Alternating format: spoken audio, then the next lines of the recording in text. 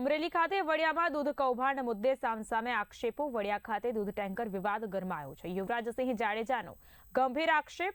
હનુમાન ખીજડીયાની દ્વારકેશ ડેરીમાંથી દૂધ ભરાયેલું હતું। દૂધ બાયડ અને બાલાસિનોર સહકારી ડેરી તરફ જતું હોવાનો દાવો।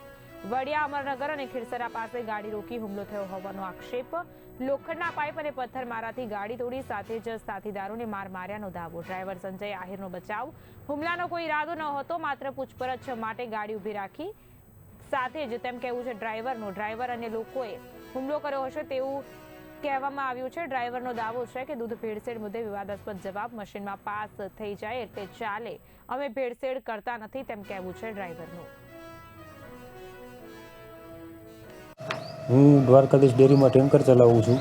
જ્યારે યુવરાજભાઈ અને એના બે લોકો અન્ય શખ્સો જ્યારે મારી પાછળ આવ્યા ને અત્યારે ખોટા આક્ષેપો એવા લગાવે છે કે મારી ઉપર હુમલો કરવામાં આવ્યો।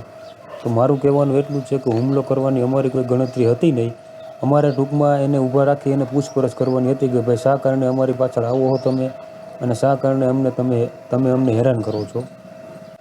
હવે યુવરાજભાઈનું એવું કહેવું છે કે એ ગામમાં કે ખૂટી બકરી પણ નથી, તો ત્યાંથી 10,000 લીટરનું દૂધ કઈ રીતે આવે। તો આપણે આજુબાજુના અત્યારે બધું ભરવાડું છે જે એ બધા ઘેટા બકરા ગાયું ભેંસું બધું રાખે છે, તો એમાંથી દૂધ નહીં આવતું હોય।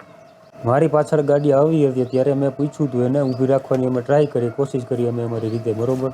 ગાડી એણે ઊભી પણ રાખી દીધી હતી। અમે પૂછ્યું કે ભાઈ તમારે શું કામ છે અને કયા કારણથી અમારી પાછળ તમે આવો છો।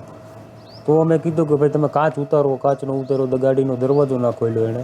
પછી એને થોડોક ડર લાગ્યો એટલે એને ગાડી યુટર્ન મારી લીધી। યુટર્ન મારીને પછી અમરનગર જેતપુર આપણે ઈ રોડ ચડી ગયા અને હું પાછો ગાડી લઈને વયો ગયો। જે ખીરસરા પાસે જે ગાડીના કાચ ફોડવામાં આવ્યા, કેના દ્વારા ફોડવામાં એમાં હું નહોતો। એમાં કોણ હતા લોકો? મને બહુ ખ્યાલ નથી, મને એટલી ખબર છે કે મારા મિત્ર સર્કલ હતા જે, હું તો ગાડી લઈને વયો ગયો હતો।